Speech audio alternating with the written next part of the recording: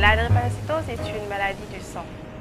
C'est une maladie du sang principalement de l'hémoglobine contenue dans les globules rouges. C'est une maladie génétique qui est due en fait à une anomalie lors de la synthèse de l'hémoglobine et globules rouges, ce qui produit des hémoglobines anormales, à savoir l'hémoglobine S et l'hémoglobine C. C'est la maladie génétique la plus répandue dans le monde, à l'origine de beaucoup de manifestations et de beaucoup de complications sur le plan de la santé. La maladie génétique signifie qu'elle est portée par les gènes donc depuis la constitution primaire de la cellule. Et donc cette maladie génétique donc se transmet en fait de façon verticale, donc de parent à enfant. Elle n'implique pas la survenue donc de germes, de virus quelconque, donc ne constitue pas en ce sens une maladie contagieuse. Parce que maladie contagieuse signifie une maladie où un germe est incriminé et se transmet d'une personne à une autre. Alors que la drépanocytose n'inclut pas la présence de germes, mais c'est une maladie qui est portée par les gènes, donc une anomalie de l'hémoglobine des globules rouges qui se transmet donc de parent à enfant.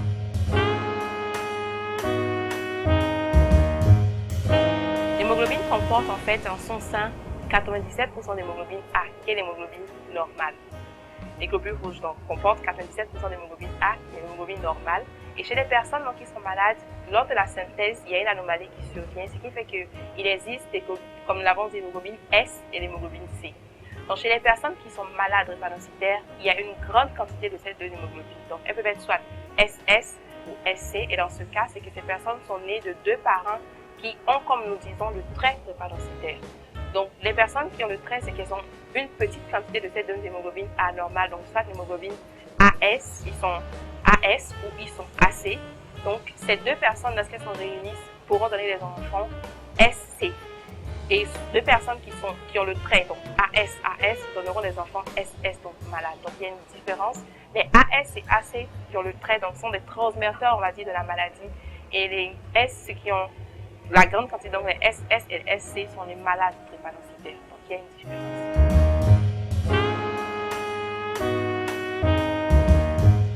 Les signes ne commencent pas à l'âge adulte, mais dès l'enfance. Donc au-delà, après 6 mois, l'hémoglobine, lorsque la personne naît, il y a une hémoglobine qu'on appelle l'hémoglobine fœtale qui protège l'enfant jusqu'à ses 6 mois.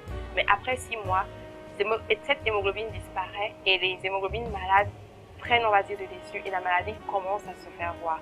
Donc, au rang des manifestations, donc, qui sont les complications, justement, il y a les manifestations d'anémie, parce que les globules rouges n'étant pas bons à cause de la mauvaise hémoglobine, elles sont détruites.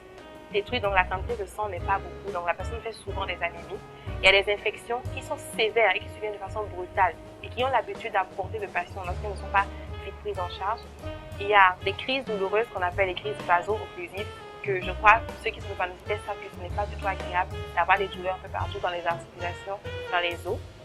Donc, nous avons ces 3 grands groupes de complications qui surviennent chez les personnes qui sont drépanocytaires et qui ne sont pas du tout faciles pour ces personnes. Une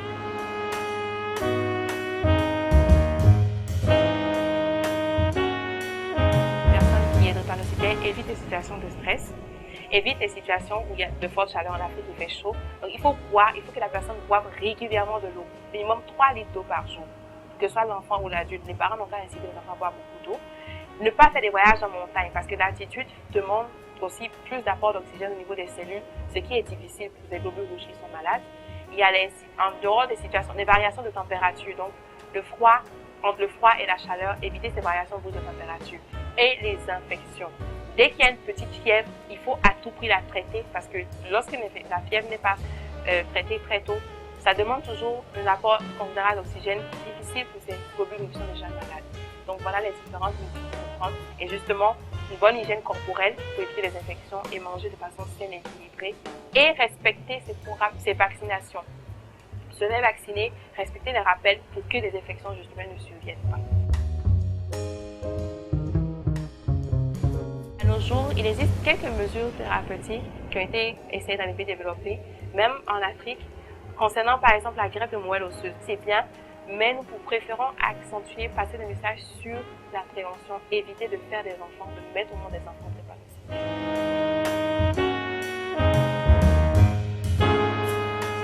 Je crois que quand nous nous marions, le but que nous disons, c'est de mettre d'avoir des enfants, de consommer donc ce mariage avec des enfants et une progéniture qui est à bon capital santé. Et la question que donc je renverrai à mes chers téléspectateurs, c'est eux-mêmes qui sont deux personnes qui ont souffert de la maladie, qui souffrent même de la maladie, est-ce qu'ils seront contents de transmettre, de mettre au monde des enfants qui porteront la maladie, qui porteront les mêmes souffrances qu'eux?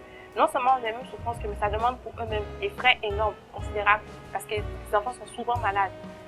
Donc, au vu de toutes ces choses, en tant que médecin, et je crois que même si le cœur, c'est raison que la raison ignore, nous devons être responsables en amour et agir avec sagesse.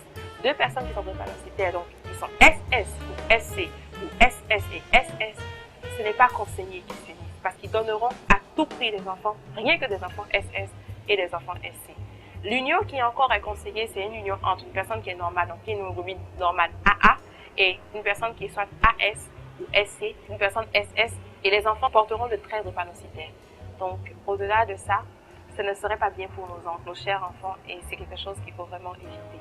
Donc, j'invite toute la population à se faire dépister, tout adulte, tout enfant, toute personne, à réaliser l'électrophorése de l'hémoglobine, qui ne coûte pas grand-chose pour connaître son statut en matière de cela, pour savoir avec qui s'unir de certaines façons, et aussi, si la maladie est déjà présente, prendre des mesures adéquates pour éviter les complications. Je vous remercie.